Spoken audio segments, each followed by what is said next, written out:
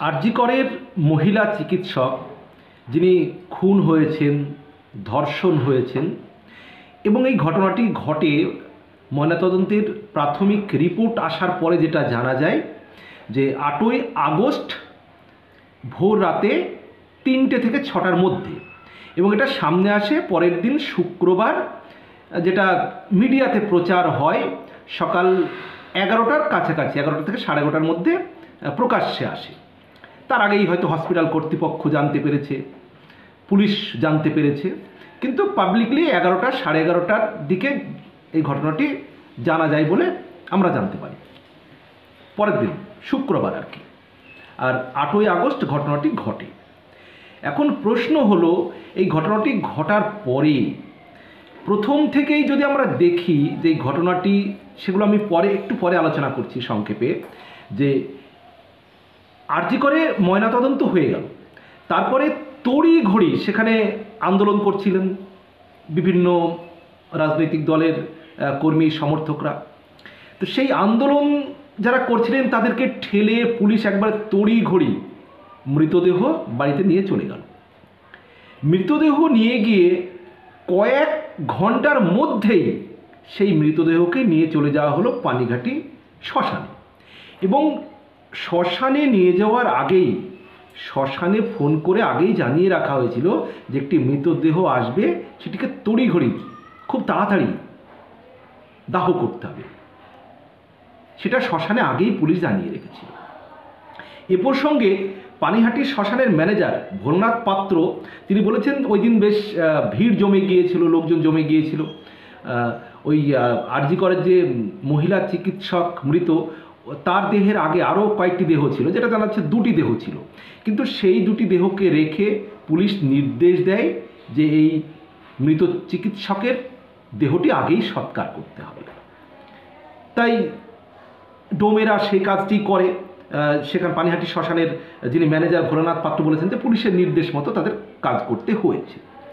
এখন এই যে এত তড়িঘড়ি আরজি কর হসপিটাল থেকে নিয়ে যাওয়া, তারপরে কিছুক্ষণের মধ্যেই পানিহাটি শ্মশানে নিয়ে গিয়ে দেহ সৎকার করে আসা, এই জিনিসগুলো কিন্তু এক একটা ঘটনা কিন্তু প্রশ্ন আনে মানুষের মনে। কারণ কি, প্রথম থেকেই কিন্তু এই ঘটনাটি সম্পর্কে বেশ কিছু প্রশ্ন আসে। অ্যাসিস্ট্যান্ট সুপার নির্যাতিতার বাবা মাকে ফোন করছেন কি বলে, যে আপনার মেয়ে আত্মহত্যা করেছে। প্রথম অবস্থায় অসুস্থ বলেছিলেন, তারপরে বলেছেন আত্মহত্যা। তো তারপরে যখন নির্যাতিতার বাবা মা হসপিটালে যান, তাদেরকে বেশ কয়েক ঘন্টা দেখতে দেওয়া হয়নি, তাদের মেয়ের মুখটা দেখতে দেওয়া হয়নি। আবার প্রথম দিকে পুলিশও বিষয়টিকে আত্মহত্যা বলে চালানোর চেষ্টা করেছিল। তারপরে তড়িঘড়ি এই যে দেহ আরজি কর হসপিটাল থেকে আন্দোলনকারীদের সরিয়ে বের করে নিয়ে যাওয়া, তারপর সেখান থেকে তাড়াতাড়ি শ্মশানে নিয়ে যাওয়া, আগে থেকে পানিহাটি শ্মশানে জানিয়ে রাখা, তড়িঘড়ি দেহটাকে সৎকার করে দেওয়া, তার আগে দেহ ছিল।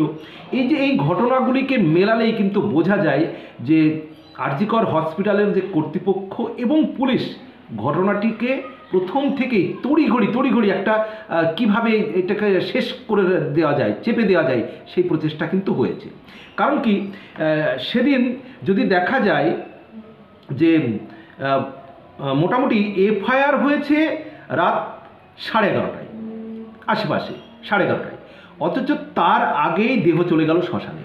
তো একটা এফআইআর হলো, এফআইআর পরে তো সেই বডিটাকে তদন্তে ইনভেস্টিগেশন করতে সেই বডি দেখার দরকার আছে, কিন্তু এফআইআর হচ্ছে রাত্রি 11:30টায়, যেটা তাও আরজি কর হসপিটাল কর্তৃপক্ষ করছে না, করছে এই নির্যাতিতার বাবা, অথচ তার আগেই দেহ চলে গেল শ্মশানে। তাহলে কেন এই তড়িঘড়ি, কেন এত দ্রুত দেহ সৎকার, এই বিষয়গুলো মেলালেই কিন্তু বোঝা যাচ্ছে। এবং নির্যাতিতার বাবা যে কথা বলেছেন যে প্রমাণ লোপাটের জন্যই তড়িঘড়ি মৃতদেহ দাহ করা হয়েছে, তার মানে কি, তার বাবা মায়ের অনুমতি ছাড়াই মৃতদেহ দাহ করা হয়েছে। তার বাবা মাকে প্রথম থেকে যে তথ্য ভুল দেওয়া হয়েছে হসপিটাল থেকে, তারপরে পুলিশ তাদেরকে, তারা তো মৃতের যে বাবা মা তারা তো জানিয়েছে যে প্রথম দিকে তাদের হসপিটালে একবারে হেনস্থা করা হয়েছে রীতিমতো। স্বাভাবিকভাবে প্রশ্ন ওঠে, কেন এত তড়িঘড়ি করে মৃতদেহ সৎকার করা হলো, কেন প্রথম থেকে আত্মহত্যা বলে চালানোর চেষ্টা করা হলো, এই সমস্ত ঘটনায় কিন্তু একটা রহস্য দানা বাঁধে। আর যার জন্যেই কিন্তু ঘটনাটি ঘটাতে যতটা না ক্ষোভ হয়েছে, তারপরে এই ধামাচাপা দেওয়ার যে প্রবণতা হসপিটাল কর্তৃপক্ষের, আরজি করের এবং পুলিশ প্রশাসনের, এই জন্যই কিন্তু ক্ষোভটা আরও ছড়িয়ে গিয়েছে মানুষের মধ্যে, ব্যাপক থেকে ব্যাপকতর জায়গায় পৌঁছে গিয়েছে। আপনারা কি মনে করেন? অবশ্যই কমেন্ট করে জানাবেন। ভালো থাকবেন, সবার জন্য শুভকামনা।